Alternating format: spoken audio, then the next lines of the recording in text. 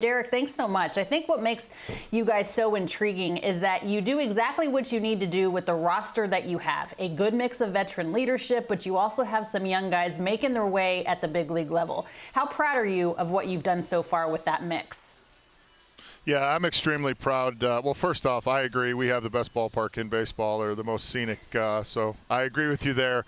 Second, yeah, we have a really good mix. It's funny, we have veterans and we have young players. We don't have a ton of guys in between, and it's been a really good mix so far this season, and we've played well, and I'm really proud of our group. You know, when you've played well through 60 games, at first we're like, okay, here we go. We got off to a fast start in 2023, but here we are, Derek, on June 7th. You guys are half a game out of the division. How are you doing it? Yeah, we're doing it with a mix of the veterans, mix of the young guys, but I think we're doing it by playing individual baseball every night in terms of whatever we need to do. If we need to bunt, if we need to hit and run, if we need to steal a base. Our bullpen has been really good over the last 2 weeks, which has been extremely helpful, and we're just kind of finding ways to win, and that's the most important thing. We got off to a good start. We had a little tough stretch. We bounced back at the end of May and continue to play really solid baseball. You have mentioned your bullpen, and I think if you ask any manager, or certainly any general manager, it's the bullpen that keeps them up at night scratching their head.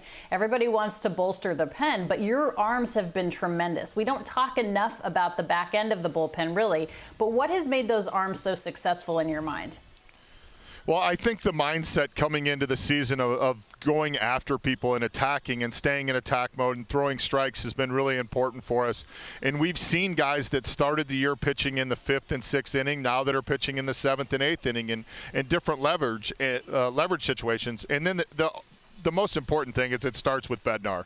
Bednar's been really good. He's been really solid, a 3-pitch mix, a guy that goes right after people. And when you have that, you have the ability to build your bullpen off that, and our guys have really stepped up and done a nice job. Yeah, working the way backwards from Bednar in the 9th, and that's such a tricky inning. The 9th inning is a beast all its own. Bednar, an all-star last year, Derek. He's having a better year this year. How has he even improved from 2022? Well, I think he's one of the rare closers in the game that it's a 3-pitch mix. It's, you know, the riding fastball with the curveball and the split, and the 2 off-speed pitches just continue to get better. I mean, we know it's 96, 97, and it's going to have a ton of ride to it, and it's at the top of the zone. But being able to execute the other 2 pitches at any point in the count and having confidence in it, I think what's really starting to separate him. All right, so that is your closer. Let's talk about some of the starting staff. Mitch Keller, a rough couple 3 starts here, but you guys still win 2 of the last 3 starts, and he still has a tremendous ERA and has been solid for you every 5th day. What I like about him this year, Derek, and you can attest to this more than I can, is he has the ability now to eat up some innings, whereas before it seems like if he would have gotten into trouble, he was out of the game early. How has he improved in that manner? Yeah, I think that's a great point, and that's the maturation of Mitch Keller, and I think it's just that. It's as he matures and has the ability to execute pitches to get himself out of jams. And what we had seen the previous couple years was, you know, he wouldn't be able to do that. Now he has the confidence that he's going to go right at someone. And the one thing about it is guys come to the big leagues and everybody expects them to be able to do that right away. And it's a process and it's a learning process. And Mitch has learned that and is being able to do those things for us now, which is extremely vital. Johann Oviedo had a rough start to the season, but it seems like he's flipped a switch. What's changed? His ability to attack hitters. I think that's the biggest thing. Early in the season, just trying to be too fine, trying to execute perfect pitches, which is what a lot of young pitchers do. And just coming back into the zone, our pitching coach, Oscar Marin, has done a really nice job with him, making sure that he stays in the mindset of, like, I'm going to make people beat me by being in the zone. Rich Hill, a.k.a. Dick Mountain, coming off a good recent start here. I love this guy. I covered him in L.A. I mean, he's played for 79 teams. What makes him such a good fit in your club? Yeah, I think he's a good fit in anybody's club. And the fact that he's invested in our group, I mean, you brought up Oviedo. We have Contreras. We have Ortiz in our rotation who are both rookies. I mean, Richie dove in right away with these guys in spring training, having conversations with him. He seems like he's been pitching forever. He continues to go out to compete. I think the biggest thing that I love about him is there's intent to everything he does. There's intent to every pitch, and that's really important for young players to see. And like you brought up Oviedo the other day, just the conversations that a peer is able to have with young players is really important, and Rich has done a nice job for us this year.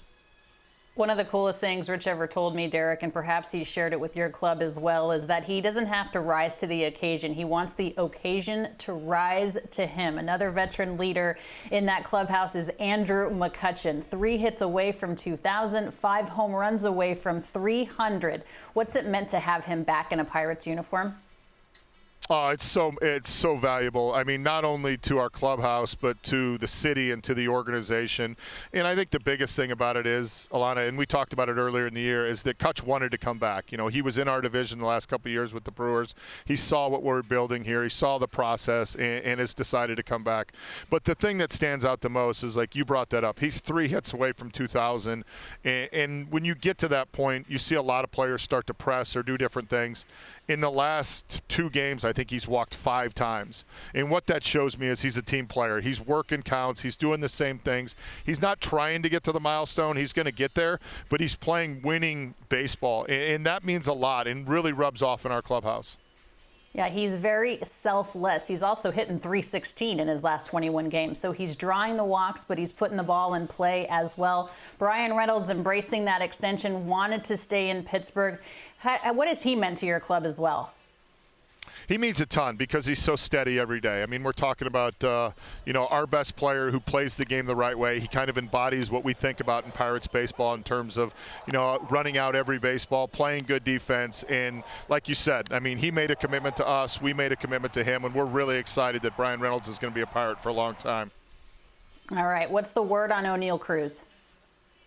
He keeps getting better. I mean, I see him every day. He's got a smile on his face. We're expecting to get out of the boot here, the walking boot here, in probably the next week.